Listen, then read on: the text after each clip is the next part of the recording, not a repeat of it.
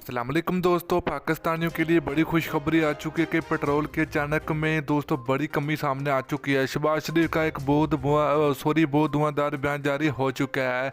शहबाज शरीफ का क्या कहना है कि पाकिस्तान में कितने फीसद पेट्रोल सस्ता हुआ, क्या पाकिस्तान में पेट्रोल की नई कीमत क्या होगी, क्या पाकिस्तान में पेट्रोल महंगा हुआ या सस्ता, तो आज की वीडियो के अंदर आपके साथ शेयर करेंगे।